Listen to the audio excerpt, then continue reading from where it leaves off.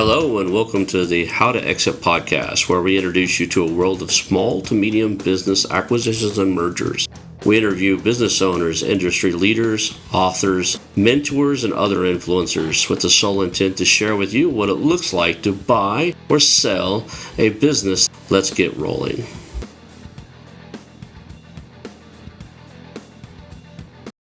And now a moment for our sponsors. I want to highly recommend you get Acquisition Aficionado magazine.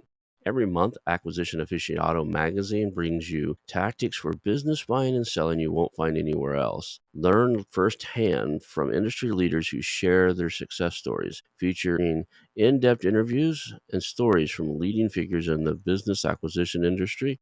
This multi-platform mobile magazine speaks to acquisition entrepreneurs wherever they are in the journey. And I want you to visit acquisitionaficionado.com today.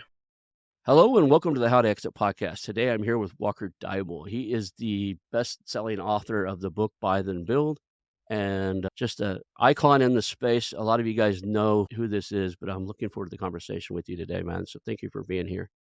Ron, thanks so much for having me. I love your show. It's been too long since I was here before. Thanks for the invitation. You know, it's funny is we usually can bring people back every 4 or 5 months, and then you said something or posted something on recently, and I was like, man, I don't know what he's up to, but why has it been so long? It's been almost 2 years. I looked at it. You were one of my first guests that, like, you kind of made the show because I got you as a guest, and everyone's like, man, you got Walker on there, so I ought to get on there too. So everybody, it was a lot easier to get cool guests. I even had some of the people from Never Split the Difference. One of his coaches came on, and like part of my pitch is like, well, I've had Walker Daible on there. You should come and join. So thank you for helping make the show. I just want to give you the A kudos lot of there. a lot of people think you made the show, but you and I know the secret, Yeah, Ron. the secret is, it's who you're associated with. It's the power of social, what do they call it? Social proof, right? I just Yeah. show them a Yeah. picture with me, I do a screen capture with you beside me, and I'm like, "Look who I hang out with." But, no, thank you for being here. We're gonna learn a lot today. The joke's always, "Hey, you were born and then you ended up on a show about mergers and acquisitions. How in the hell did you end up on this show? What got you to where you are today?" So anybody that, for God forbid, they don't know who you are, kind of fill them in on the, like, kinda who you are and what you do. Yeah. So, Ronald, I mean, the reason that I ended up on a podcast for M&A at the end of the day is because I'm a really bad entrepreneur. Okay. And we'll get to that. But, basically, in a nutshell, I started buying companies. It'll be 20 years next month was when I initiated my first official search for a business. That word didn't exist. Mhm. My girlfriend's mom thought I was unemployed, and so did I. But eventually figured it out and sort of navigated this like opaque and fragmented industry and like got my first deal.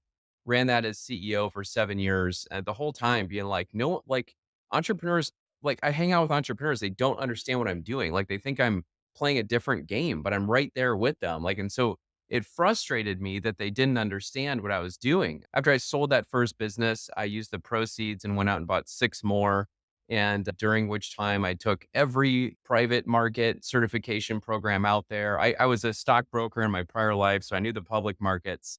And I really felt like a book needed to be written to sort of introduce this concept to entrepreneurs. Spent 4.5 years writing Buy Then Build, became a Wall Street Journal, USA Today bestseller. It was adopted by a bunch of universities. Next thing I know, I'm keynote at MIT University. Built an accelerator to help people do it. Today, I've probably acquired 9 companies of my own outright, probably another 2 dozen as an investor.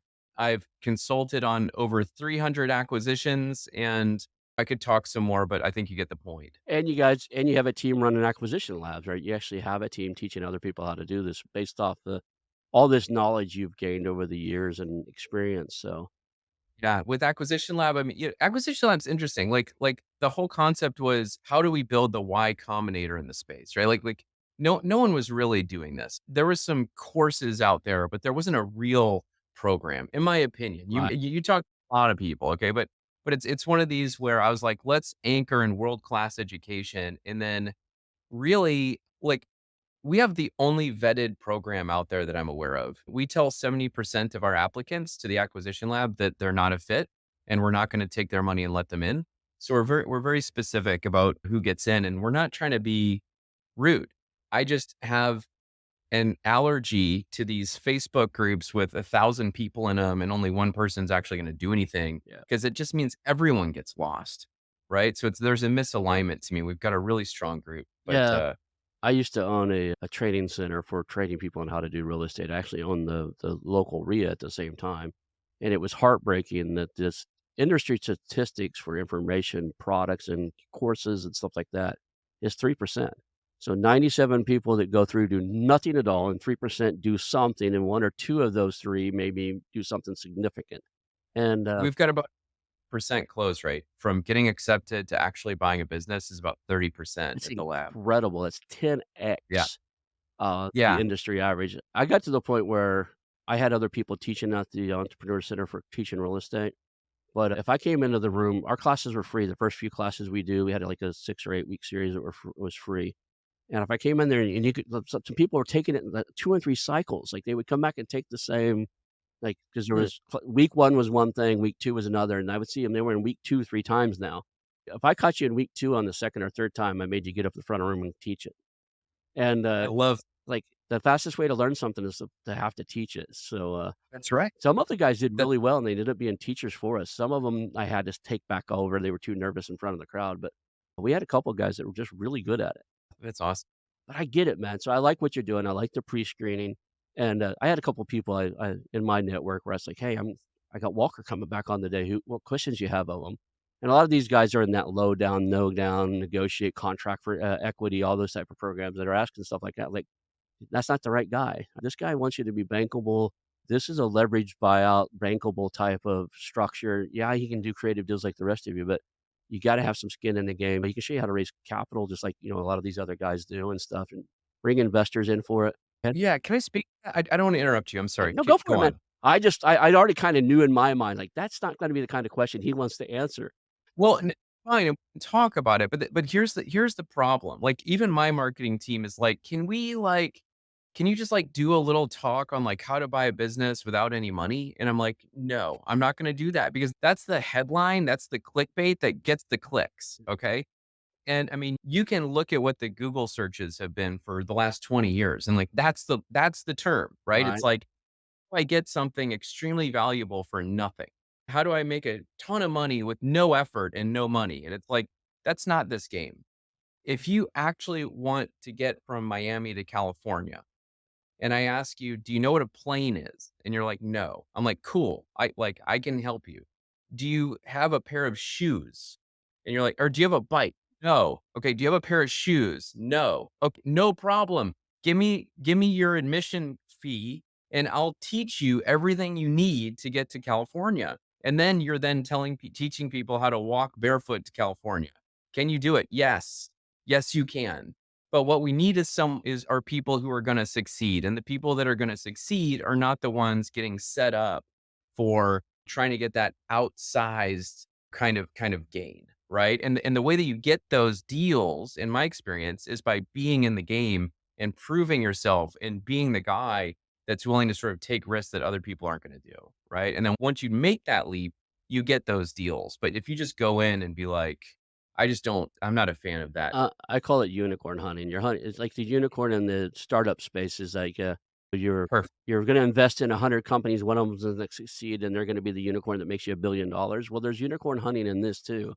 You think you're gonna go in 0 down, no money down, no equity in the skin in the game, you're gonna have to talk to 1,000 business owners, and yeah, there are out there, like, you talk to enough people, you're gonna find somebody that needs your skills and willing to hand the reins over to you, but it's not gonna be easy, and most people, the average person, as a matter of fact, probably 80-90% of the people on this planet don't have the tenacity it takes to Yeah. get that no money down deal.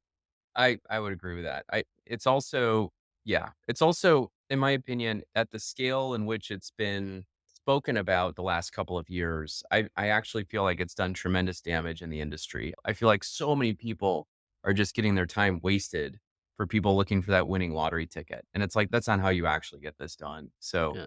just say I agree with you. If you like, but here's the thing is just going back to buy then build and sort of the foundations, like it doesn't take much to get a lot. Okay. And yes, I'm gonna say you need $100,000 and some people listening are gonna be like, "Oh, well, Jesus, might as well like shit gold." Can I say that on the Yeah, but the thing is like you can buy one of the largest 4% of companies in the country for $100,000 out of pocket. Like that's not crazy. And the thing is like when you go out and you buy these, just to switch the game for a minute, if you go out and you buy a middle market company, 50 to $100 million, even if you use none of your own money, okay, you're still paying for the search and probably the diligence and everything else. So you're at least out of pocket 100,000, Yeah, even though you have no money in the thing, right. right? There's no cash infusion in the thing, but you still found the deal and brought it in as I guess, an independent sponsor in that version of reality. People don't get that, right? They don't understand that there's in the mid-market, you're gonna need a quality of earnings report, right?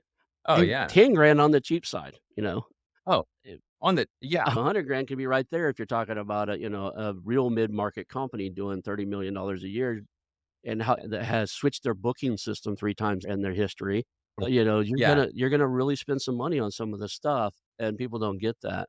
Now, I'm not gonna discredit the fact that it's possible. It happens, and it happens often, but a lot of times it's because the people I know that are getting it done are doing more of a partials, right? They're coming in and taking 20% of a company, working for equity, and maybe buying the whole thing over time, but they're coming in and doing what they call contract for equity or, WIBOs, work-in buyout, that type. They're working and proving themselves in the beginning, and it's not a Mhm. true acquisition on day 1. You're not acquiring and taking 100% control on day 1.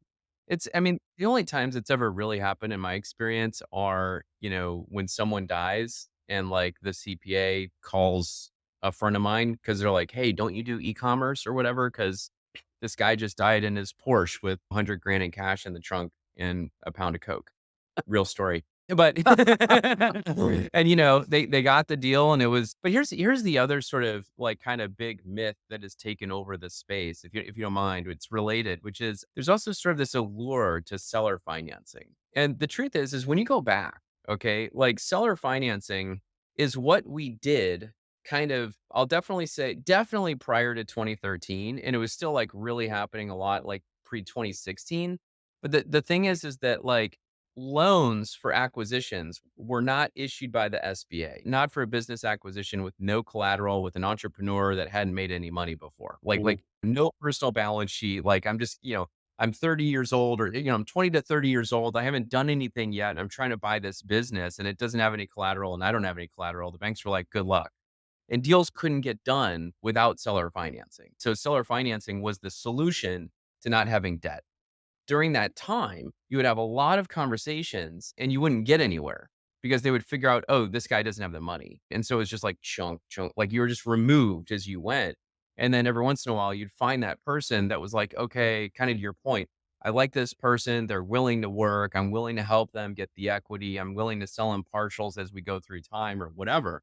And then, it really wasn't until January 1st of 2016 when the SBA went full tilt and they're like, "Okay, look, if you're a United States citizen or green card holder or whatever, and you're buying a US-based business, then we're gonna go ahead and we will lend you up to $5 million, up to 90% of the total transaction. All you need to do is sign this personal guarantee and you're good." And it completely solved the problem, and more businesses were not only able to transact, but the thing was seller financing kinda went the way of the, wagon wheel for a while, and it's been sort of reintroduced, and the truth, Ron, is that I don't know that I've ever even done a deal with seller financing. I mean, very, very small. Like, I've had some deferred payments and things like that. The bank will give you the money. Right? For me for me, okay, and this is gonna like, a lot of people are gonna be like, "What?" For me, I don't like owing the seller anything. I want them fully paid out and I want them owing me, okay, for the first like 30 to 60 days because and then I'm going to let them write off. I really don't want them having a right to my business. Like, hey, like how are we doing? Like is I hear business is slow. Now they're all worried that like I'm going to miss a payment or something or god forbid I do, right? Or whatever. Like it's like I can work with the bank. I can do that. And I believe, but I cannot prove two things. One, I believe that our federal government came out and said, okay, we are going to allow these loans for this business transaction to occur because it's a total of like 5% of the US economy is owned by baby boomers and needs to change hands in these small businesses. Can you imagine what would happen if if like half the economy like needed to be rebuilt? It's massive. It is. And the second yeah, and the second thing is that I think that banks are the ones that have sort of reintroduced and re-pushed seller financing to the point that now the SBA is really promoting it again as of December. But like, but I think that they were the ones really pushing it because they're able to take the seller and put them behind. So in a bad situation, right, where maybe the buyer is under a little bit of stress, okay, they're able to say, okay, stop paying the seller because I'm going to increase your debt service coverage ratio, and now my reports look fine, right? So the bank will give you all of the money, right? And for whatever reason, people seem to really want to hold the seller, tie the seller down in terms of like seller financing, but I think it's way overstated. I've Out of all the horror stories I've heard over the years doing this podcast, interviewing people, some of the worst ones were seller finance deals where two cases, a seller finance deal and where the seller was still the leaseholder of the real estate. Yeah, And one of them was horrible. It was a mechanic shop. He didn't like the growth strategies the new buyer had implemented, right. and he would go Perfect. in and because he still was the he owned the building, he was renting they were renting from him. He felt he could come in there and talk to the employees that he wanted anytime. It's his building, he can come talk to them anytime. And there was a loyalty issue, right? You're the new CEO, the other guy's been there. It was sabotaging him. He was having a hard time getting his employees to do what he wanted to do to grow it the way he wanted to grow it because the other guy Yep. still had so much influence over the business. So I can get that, right? I can get that sometimes you don't necessarily want the previous owner hanging around. If you ever bought a business before and you buy one and you've got a seller note and the transition and they own the building or whatever, it sucks. Like, I will just tell you, like, a week in, you'll be walking down the hallway and you hear some people whispering in one of the offices or something, and you'll look in and it's like the owner and the former owner and one of the employees, and they're whispering. Guess what they're whispering about? It's you. So you need to download that person's brain and get them out of the building because this is now your business. And I think tying that seller to your business is not something that's going to be of benefit long term. The way to avoid that is that deep rapport building before it starts and just really not doing deal if you're gonna have the seller involved, you just gotta look at him and go, "Until I pay him off, he's kind of a partner. Could I be a partner with this guy?" And that's something you can't just decide overnight. That takes time. I think partnerships in business are more stressful and more it takes a lot more out of a human being to be a partner in a business sometimes than it takes them to be married because if you think about it, you spend more time very often with your business partner than you do your actual spouse, right? You get to see the spouse on the night and the weekends and 40, 50, 60 hours a week if you're running a business, maybe more. You're there shoulder to shoulder with the partner. So, yeah, I still look at caution when the previous seller is gonna be involved. Is this somebody that could really be a compliment to me and be a true partner in this business because technically they are until they're paid in full, whether you want to admit it or not. Like, I've got full Exactly. control. Like, yeah, you got full control, but they still have the hearts and souls of every employee that's worked for them for 30 years. Yeah. Yeah. Well, there's truth in that. I think that it's one of these where it's a challenging time for employees. Mhm. They're trying to prove themselves to you as the new owner. They're trying to figure out the shakeup that's kind of happening. But yeah. I have one question here. You Oh, know can I Yeah, go ahead. you said so I remember what I was gonna say, because you said something about the building rapport with the seller, okay? Yeah. I was going through what I figured out was, whenever I would potentially be interested in a business, I would sort of set everything aside and kind of just talk. I would kind of just have a conversation with the person, and if it's the easiest way to move on, right? Like, if I didn't like them or I didn't relate to them or like I didn't like the culture, I would just kind of move on because there's plenty of deals out there. And it's one of these where a good friend of mine bought a company and he didn't like the owner. And he was working through due diligence and he was trying to work with the guy. And I was like, what's going on? He's like, I hate this guy. Like, I feel like he's lying.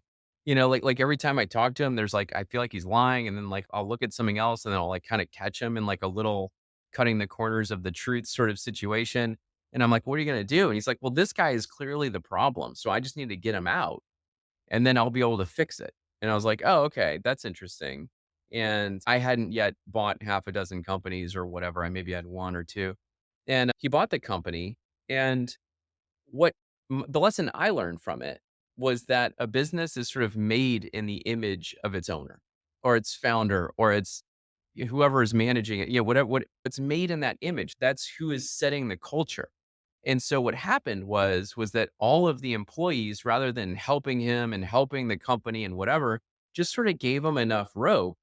Okay. And within 6 months of acquiring the business, he almost went completely personally bankrupt. And I mean, he edged out of it. And like it ended up being like a good, hardship story because no one died and no one went bankrupt. But man, it was close.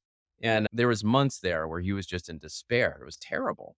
But on the flip side, I had someone call me yesterday and they said, hey, we just want to talk to you because we received an offer for our business and we just need some consulting on like if we went to market or like, is this a good offer or, what's the deal?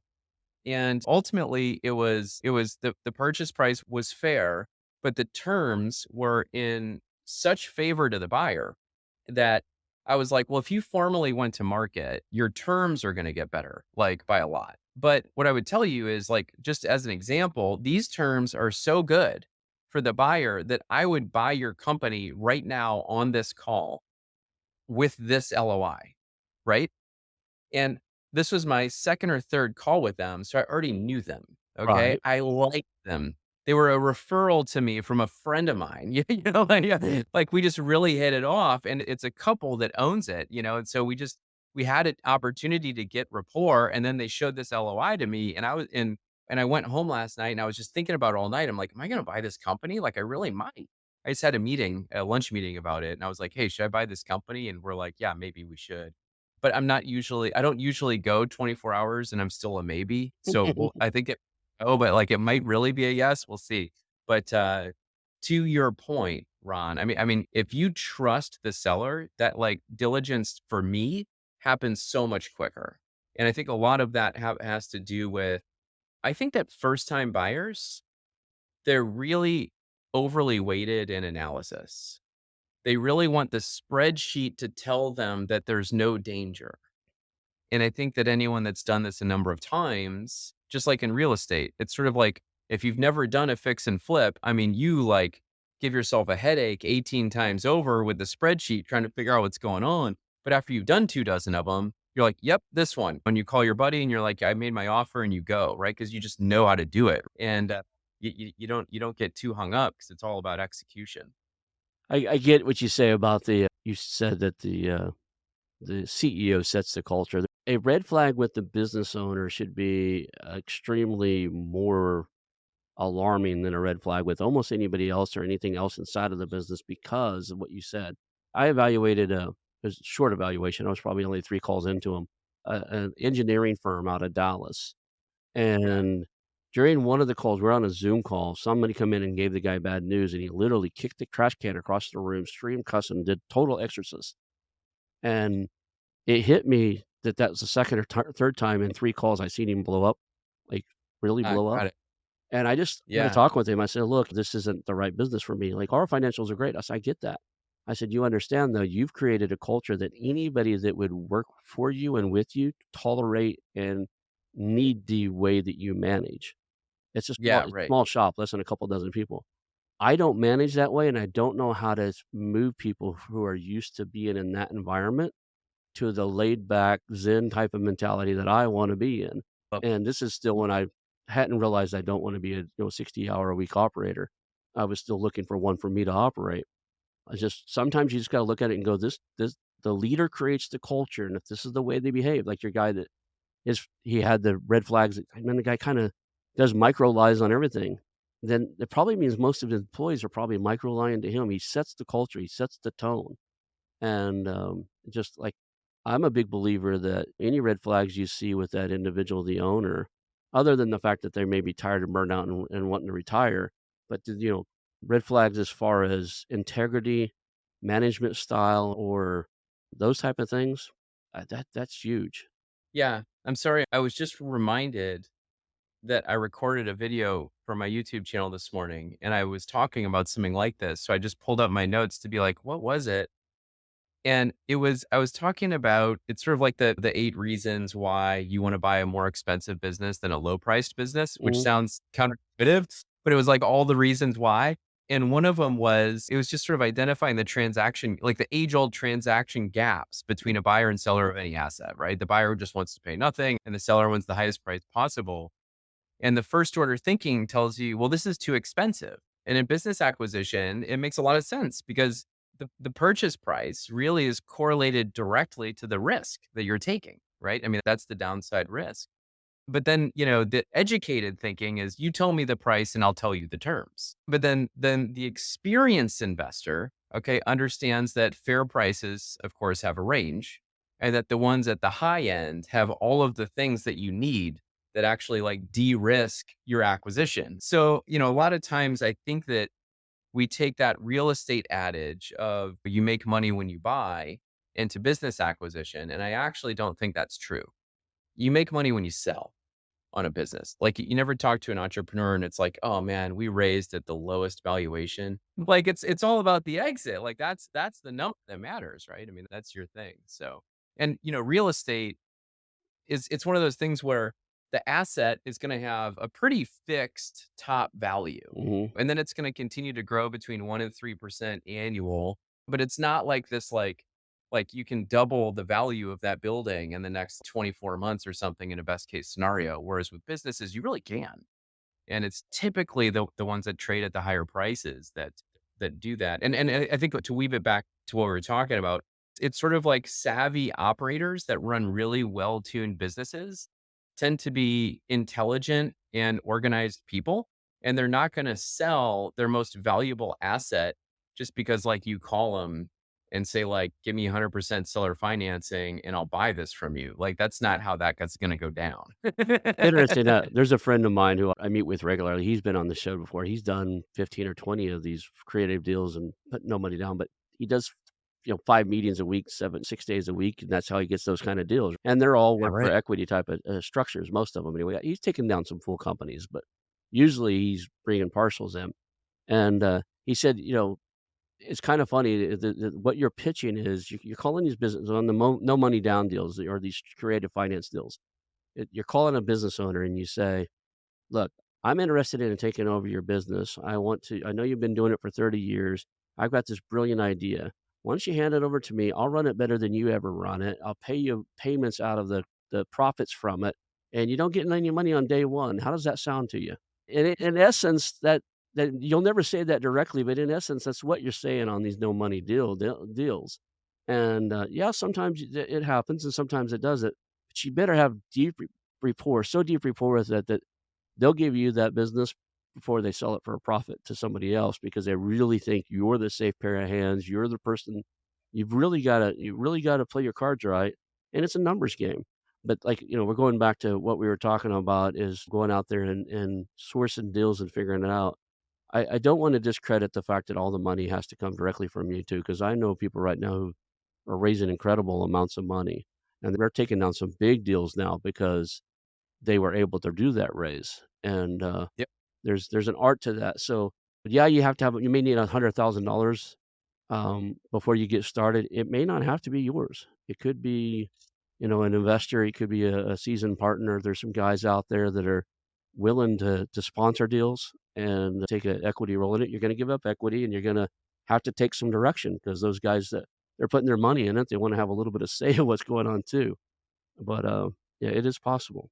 I bought the domain searchfund.com a number of years ago, and I just had it. And it's one of these where I just finally pulled to, like, there's a company called SIG, Search Investment Group, Mm. and they do a lot of that sort of like down payment piece, but they're very sort of traditional search fund oriented in their profile and all the rest of it.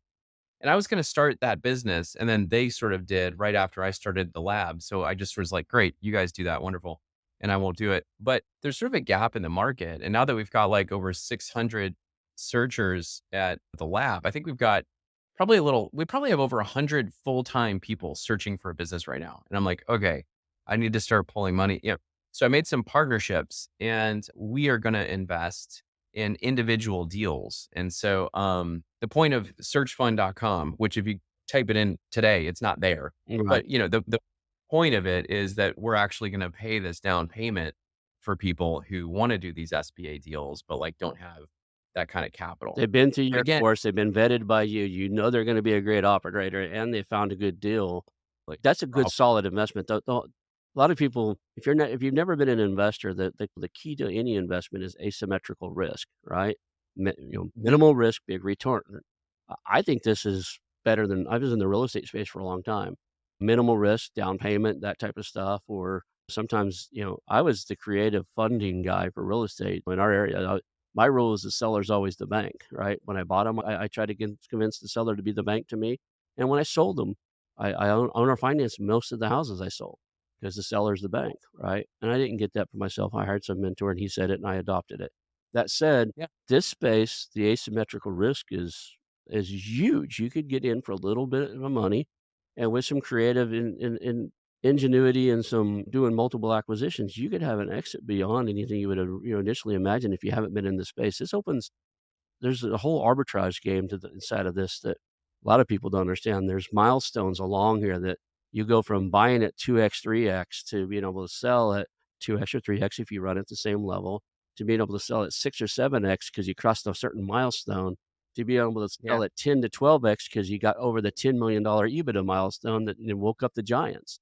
Ron, like, it's a little strange because I mean, I think I could die in peace because I have met enough readers of Buy Then Build Mhm, that have acquired, I I would say billions in transactional value, like just from people that I've met and mhm, talked to. And I met this one individual who he bought an e-com business for like $400,000 on a website called Empire Flippers. yep, They do a really good job at these sort of like sub-$1 million like online businesses. And he grew it in less than a 3-year period. He grew it and he was like, "Hey, will you help me sell my business?" And I was like, "Let's talk about it. Let's look at it." And I sort of did a valuation and I was like, "Okay, we could sell this for like 24 million. Like no problem. I could sell this for 24 million with one hand tied behind my back." I guess the only problem would be like bank financing when it grows that fast, like could be a little, but like I know the private lenders, like we can get this done. But then I started asking him more questions like, "Well, why are you selling?" And like, blah, blah. And I found out that he's selling because he felt like he had to, because he was running out of inventory and the inventory investment was so big and so substantial that he couldn't keep feeding it. And I was like, okay. And I introduced him to someone in private equity right. who gave him a loan for his inventory. It was no problem. He took some equity and got a whole bunch of cash and then they doubled it again. Ronald, they doubled it again. $48 million company valuation, and he bought it for $400,000 in less than 5 years. Wow, I catch myself Those are negotiating myself out of deals too occasionally. I had a guy man, come in with a commercial roofing company, similar problem. Commercial roofing problems have a cash flow issue because most of the commercial roofs are paid for by insurance companies. It can take them 90 to 120 to 180 days to pay. They gotta buy all the supplies and pay their labor before they even do the job or as they do the job. So there'll be 2 or 3 jobs into it, and, like, I don't have money to go get the materials to do the next job. So a guy called and said, "I'm gonna sell this thing. I'm gonna run into cash flow issues." And I thought it was because he wasn't managing right. When I dug into yeah, it, it's because they had so many jobs lined up, they couldn't afford to do them. So I introduced him to yeah. some people that would loan him the money, and as I kinda negotiated myself, I should have got a finder's fee or something for the money. But I was like, you don't have a business that you need to sell." He loves what he's doing. And, Yeah, the guy I introduced him to has it and took care of him. It's not cheap money, but, like, when you need it, you need it. yeah, I occasionally, when you get in, that's part of this building rapport, though. If he ever needs to sell, I promise you he'll call me back. When he really wants to sell again, he'll call me back, and he'll be bigger and probably better ran by that point too. Because my goal when I get on the phone with any business owner is, what are they trying to accomplish? What is their goal?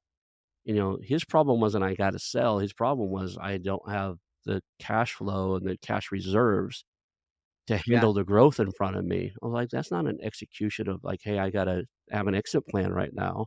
That's a problem with, like, there's just certain things you don't know that you don't know. Mhm. There's people out there that'll happily fund you. Yeah, I think it's one of these where People like I've probably brokered the sell side about 100 deals, Mhm, and it's where I've really slowed down. I don't I enjoy it a lot, but it's also one of these things where it's not exactly aligned. It's like now that I have this sort of like statistically significant experience in sell side, mhm. I'm not as interested in the incremental lessons anymore. And it's not exactly as aligned with what it is that I'm building, but it keeps me sharp. And B, I have access to tens of thousands of buyers. So like I just had a call with a potential seller, a couple hours ago. It was a referral from a friend and okay, let's talk.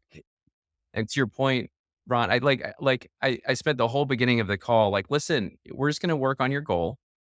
Okay. And if I feel like I can help you achieve a realistic goal then that aligns with what it is you want, then I'll tell you. But the truth is like, I don't care if you want to sell your business or not. And then I spent most of my time trying to talk them out of it. Yep.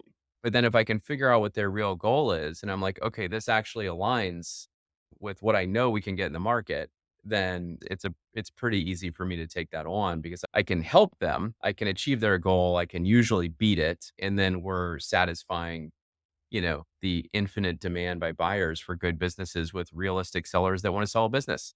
You've been in this space long enough, you've been around a lot of people who are buying companies and selling companies and stuff. What are some of the key indicators? Like, I know in real estate, I got to the point where I could walk through a house and I kinda knew who the buyer was. If I wasn't gonna rehab it myself, Yeah. we did wholesale a bunch of our deals off. I could walk through and go, "You know what? This is a house that Mark's gonna take or John's gonna take." I knew exactly, like, this requires too much work, but and I knew how to adjust my bids because I knew what they would pay and how to make money on it, using their math.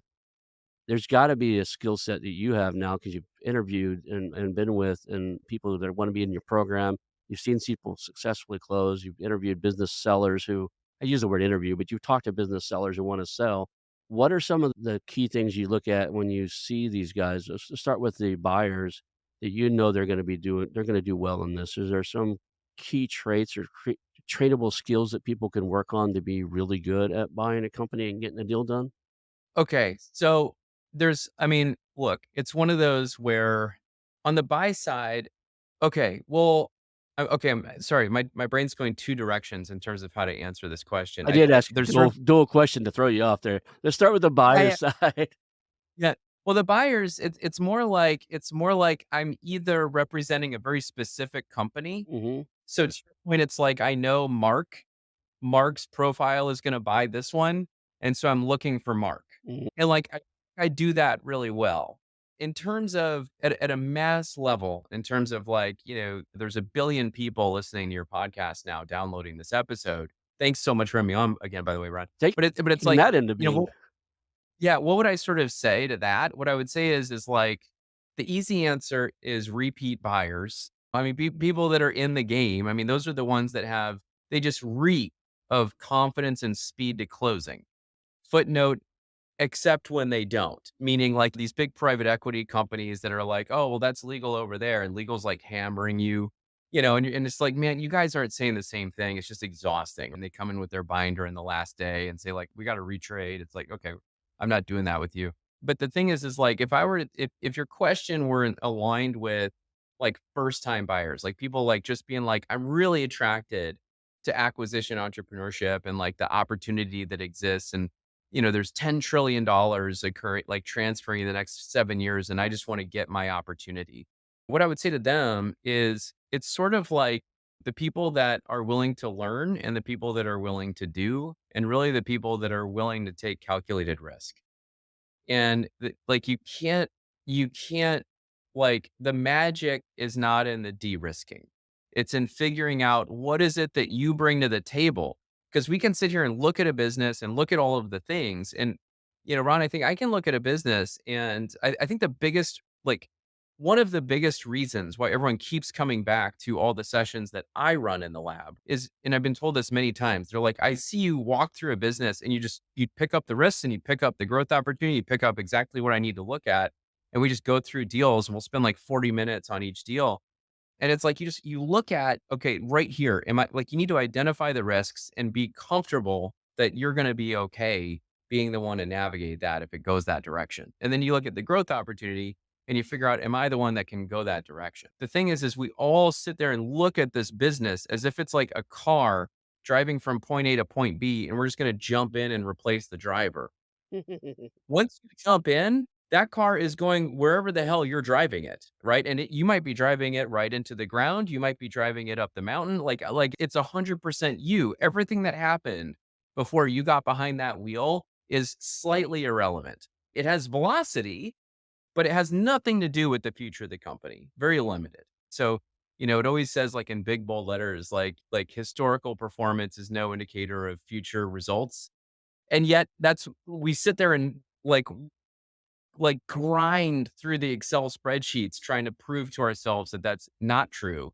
And it's exactly what's going to happen. So the trick is you have to figure out what you bring to the table. You have to look at what the growth opportunity is that that business provides.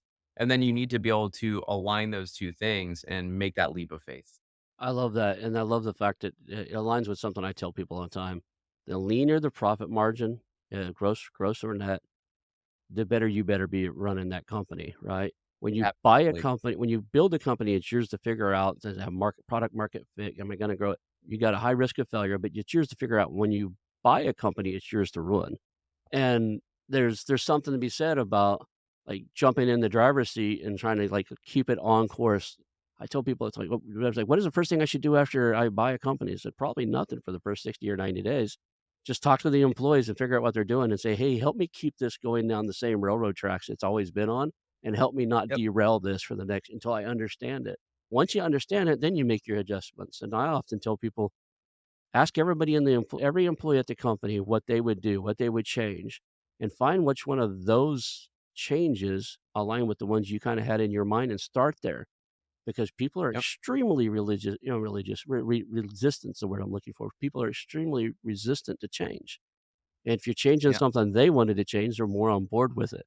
Like, I'm gonna say something totally unfair, but, like, I'm somehow inspired to share this thought, which is you're asking, like, how do you know what a good like, when I look at sort of a new every cohort for the acquisition lab that comes in, I'm looking at everyone's profile and I'm reading how the interview went or whatever, and whenever I look at them, it's sort of like I look at people that got an MBA, like, 10 to 20 years ago, okay?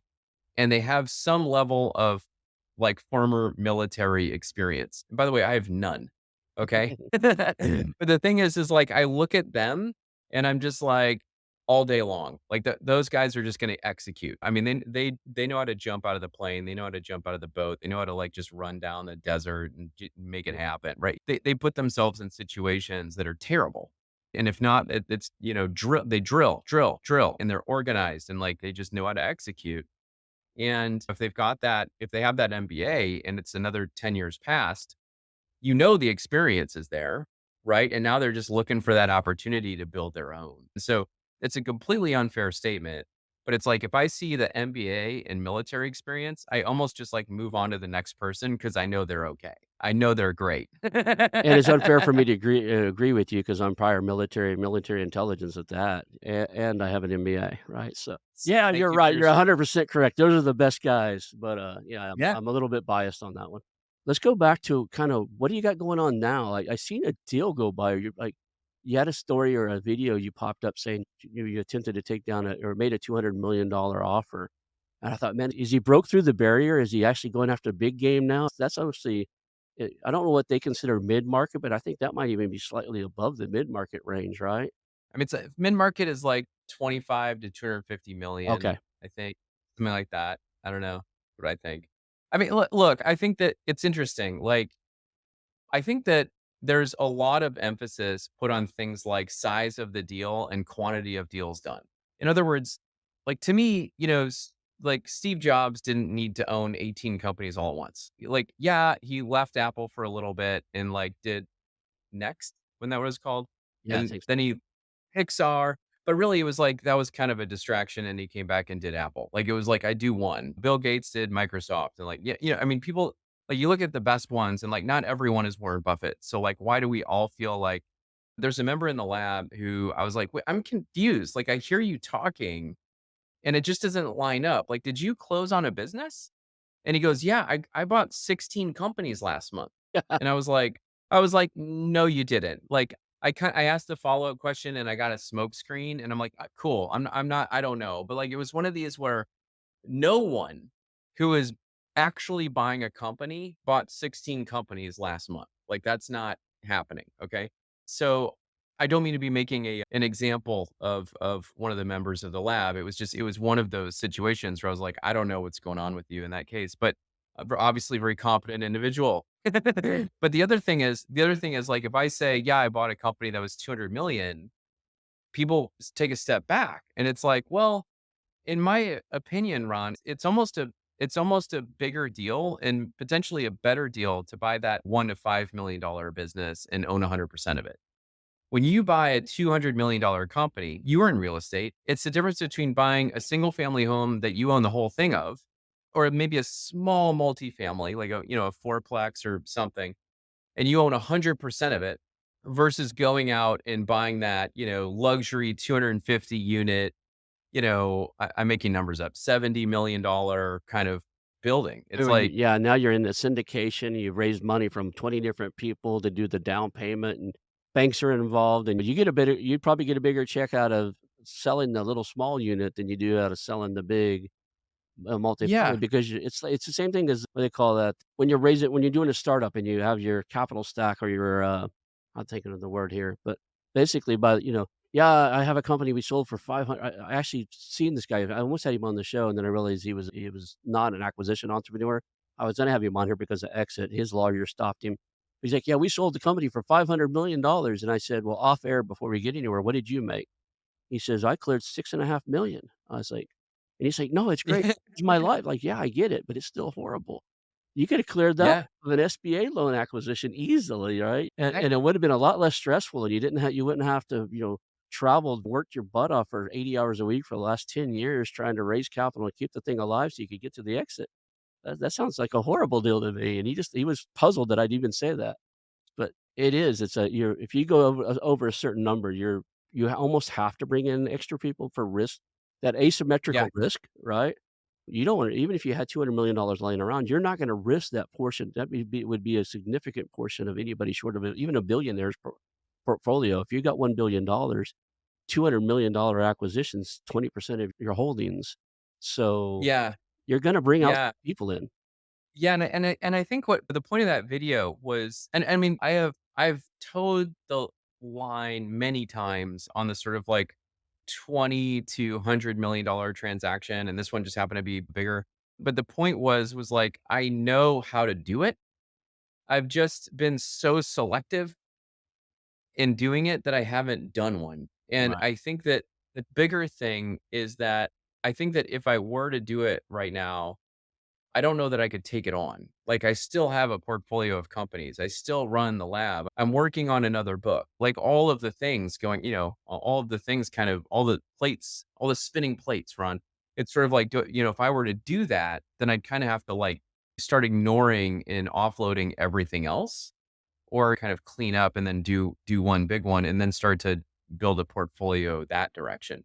But the concept here is that at the end of the day, there's really like three routes for the acquisition entrepreneur that like look very different from the outside, but are actually exactly the same with different economics. And the first one is that sort of like traditional search fund, right? Where it's like, I'm going to do an SBA business acquisition, but, like, I'm not gonna put any money into it because, like, probably I'm a recent MBA grad from a very promising university, and I can get some financing and put a board of directors around me and give them a lot of equity and, like, not have a huge downside risk, but get a lot of upside gain from my lack of experience. The second is I'm experienced and I'm competent and I'm willing to take a calculated risk for my own thing. So I'm gonna like put some skin in the game, take an SBA loan, and like buy a company myself. There's a petition out right now that they're willing to go up to like 10 million. They're pushing that or something. Did I'm you see trying to that? in the air. I wanna push them to do that, even if they have to drop right now, they guarantee a certain percentage back to the bank as a security, even if they have to go, "Okay, we'll loan 90% of 5, we'll loan 80% of 10," and I like them to go all the way up to the market. I'd love to see them do some type of product where they'll go all the way up to the $20,000,000 and they cover the gap between private equity, what they're willing to buy, in what Yeah. we're playing in, because there's a gap still, a big gap that's hard to Yeah. fill. And that $5 Yep. million to probably even in some industries, it's lower, but in some industries, it's up to $20 million that the private equity doesn't dip down into. And even if That's it's like, right. hey, they'll fund up to maybe it's 50 million or 50% of a $20 million deal. If they're still bringing 10 million to the table, now you got to go raise some capital and bring some investors in and do some stuff. But trying to get It'll up be on, easier. oh, SBA loan. yeah, Honestly, it'll be easier. But that even that first option, that SBA sorry, that search fund, traditional search fund option, they're going bigger than mhm, SBA, right? They're filling that middle space. They're going between, 6 and 20 to 25 kind of thing. The third one is that independent sponsor route, yeah, right? And that's where, again, you're putting in probably the same amount of money, if not a little more than an acquisition entrepreneur, like if you want to use that word for that, than that SBA buyer. And what they're doing is they're getting private capital, they're getting private equity, they're pulling the operation team together. It's more of a capital allocator kind of role, mhm. but they clearly are also going in as the operator. Okay. Or pulling in the operator team and being more of a private equity kind of role person and getting less of the equity in that instance. It's almost like the reverse, where an independent sponsor is sort of like, I'm the operator and I'm going to form the private equity company around me, as opposed to a private equity company hiring an operator and saying, look, we'll just give you 20% of this business to go operate it. So it's almost like reverse engineering that from the other direction. Yeah, I've learned a lot about those spaces just by interviewing. Like, that's my thing now. Is if I have a group of people who I'm working with to help them acquire, of all things, cabinet making manufacturers, and they're talking Perfect. about raising capital. So I was like, oh, let me see. I got to learn about it. I can't answer your questions yet, but give me a couple weeks. So I interviewed a Yeah. dozen people who have raised hundreds of millions of dollars, and then I read and I study too. But it's the best thing to do is to like find somebody that's been there or in the muck of it already and go, Yeah. what should I expect? It's like I Right. love getting you on here and getting people on here that are just they're in the muck of this business and just look across the virtual, room here and say, what should I expect if I go down this path? What are the expectations of me? And then what are the expectations I should have of others?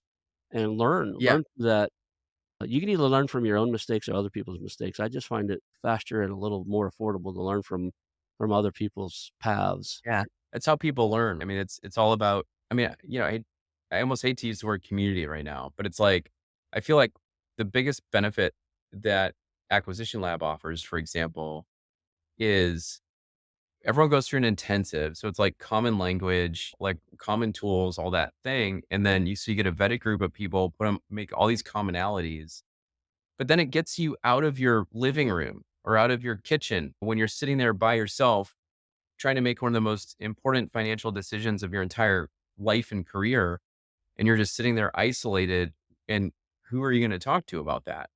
And so I think that working through deals together is, really how you apply that kind of higher order thinking, because you're taking in information, you're out there doing it, but then you're also able to work with other people in the same situation. I Brilliant, feel brilliant. like Yeah. well, I feel like I really feel like people come to the lab to, like, learn from me and my team, but at the end of the day, I feel like 80% of it is really just being in this community of people that are trying to get it all done together, and we're there to help and support, but they don't know that coming in, but they Yeah. figure it out. That said, you mentioned you're working on a new book, and I don't wanna overstep that because I swear you did such a good job on the buy then build, that if you wrote a book about grooming monkeys, even though I don't want a monkey and I don't wanna learn how to groom it, I'd probably buy the book just because that'd probably be the best book on grooming monkeys there ever was. What do you what Thanks. book are you working on? I'm not ready to talk about Okay. that just yet, but I guess I would say is there's been a couple of very obvious books that I should write, and I've sort of done a light pass on those, and it was sort of like incremental and too related to buy then build, and I even went out and bought all the domains for those books, even when I bought buythenbuild.com. And instead, it's sort of like, we talked about like size and quantity, right? And the thing is I feel like one of the biggest mistakes that I made was I ran out and I bought way too many companies way too fast. Okay. And that's a conversation for another day. But the thing is that like there are better ways to sort of scale your business and use leverage in a way that can be of personal benefit without necessarily feeling like you need to go out and play the size and quantity game. That's so vague, but I'll leave it at that and sort of say it's gonna be that direction. Alright. So, I was curious what that was, so we'll just leave everybody in suspense of what the next book will be, and since you mentioned earlier it took 4 years to finish the Buy Then Build, we'll just assume in the next 4 years there'll be another one out. It'll probably take that long. I mean, with everything going on. I mean, I That's could get a okay. book done in a year now, but like, it's a heavy lift. I mean, you can't really do anything else to get the book done in a year. Like right now I'm reading, Adam Grant has a book called Hidden Potential, and that's what I'm reading right now. And like Adam Grant, he's not a perfect example because like he actually is a teacher at Wharton. But if you look at him, he blocks his year off in a 6 months and 6 months where he teaches. I guess he only teaches one semester, right? So it'd be 4 months, and then the balance of the year he's writing. But it's easy to be jealous of these authors that can spend the majority of their time authoring. But I would love to do that one day, and hopefully I'll get there. But too much to do in the meantime. Well, you did such a good job on the first one, so I always recommend it to people. I like, you know, if they I think the only book I actually talked down about is the Harvard Business Review, and it's just I don't like the way they structured it inside of there. Other than that, there's a bunch of good books out there. After interviewing you, I went through and interviewed 40 I think 47, 48 authors on this topic. So, Oh, awesome. uh, number 1, it was low-hanging fruit. Almost every author wants to talk about their book and what they're up to, so it was easy to get them on the Yeah. podcast. And, Yeah. 2, it's I can gain from you, and most of the time, I can gain somebody within an hour of the podcast, the majority of what's in their book, and a lot of times, I'll listen to the audiobook if it's available on speed before I get them on there, so I got to ask Mhm. in-depth questions, so it was fun. That said, I don't think anybody's put together a better one. I really don't, and I'm not just blowing hot air towards your way. I really respect what you wrote and what you have out there, and everybody should own it. If you're in this space and you don't have it, it's kind of the guide to making this happen, so I mean, this is gonna sound so egotistical. Like, I went to this conference and, like, I was not speaking, Mhm. but it was all on M&A and, like, it was all small business M&A, right? Like, I walk in and, like, immediately I was among people. Like, people were kinda coming up to me and, like, I was having lunch with someone and they were like, "What's your name? What do you do?" And then I told him and he was like, "Oh my god, like, I read your book." People are saying, like, the buy then build, model. It was just like Yep. it was like my world. And I was at the bar afterwards with some of the people that I had met, and this guy was sitting at the bar, and he had this whole plan to, like, go buy a business, and he had this whole thing, and I was listening to how he was describing it, and he was sort of describing it in a way it was great, 'cause it was in a way that, like, as if I had never heard of this idea before. But then, someone that I was with was like, "Well, you read Buy Then Build, right?" And he was like, "What? No," and he had never heard of it, and he hadn't read it, and my first thought was, what the hell are you doing looking for a business to buy if you haven't read Buy Then Build? Like, it's like the fundamentals, man. And Yeah. again, like, I shame on me for having that thought, but it was just kinda like, how can you possibly be out actually trying to do this if you haven't gone out and picked up the $20 items that are, like, just sitting there to help you get organized? Like, that's not a good signal. I mean, Ron, look, if someone doesn't have $17 to buy a paper copy, there's always the $7 ebook, right? But if you want free, I've got over 100 videos on YouTube, and they are not BS videos. I mean, it is it frameworks. is. Yep. Well, go to buythenbuild.com. There's all kinds of resources. We're revamping the newsletter, and we already have pre-written a couple of our long form articles, and they're really good. They're really good. So Perfect segue to where we need to be. We're above the hour already, so let's just do that. How do people reach out to you, see your content, find your book, and work with you if they wanna be part of the acquisition lab or, they got a business they want you to have you broker for them or whatever. If they wanna reach out to you, what's the best way for somebody to yeah, start that process? it's real easy. Like, so if you wanna reach out to me personally, LinkedIn is probably the best way to do it. Buythenbuild.com is a great place for free resources and, like, accessing all kinds of stuff, and hopefully signing up for our newsletter. And then, YouTube is a great spot for, like, hours and hours and hours of free information. And then acquisitionlab.com is where you would go to learn about that program. to see if you're a fit for that. And look, I'll just tell you, it's $8,500. It's lifetime access. There's 6 coaching calls a week after the intensive. And our goal is to get you to closing. So, the concept is if you are going to buy $1 million business, I mean, $8,500 is, Ron, it's rounding error Yeah, it is. It's for right. It's right in there.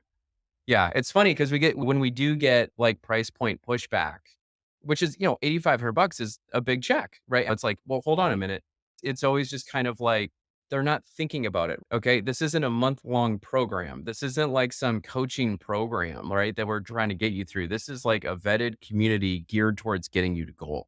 I'll leave it at that. I'll leave it at that. Well, We've had 2 returns requests in 4 years, and, one of them was the guy didn't know how to use Zoom. guy right now who doesn't know how to use a computer at all said he's got some great content and he knows how to record himself.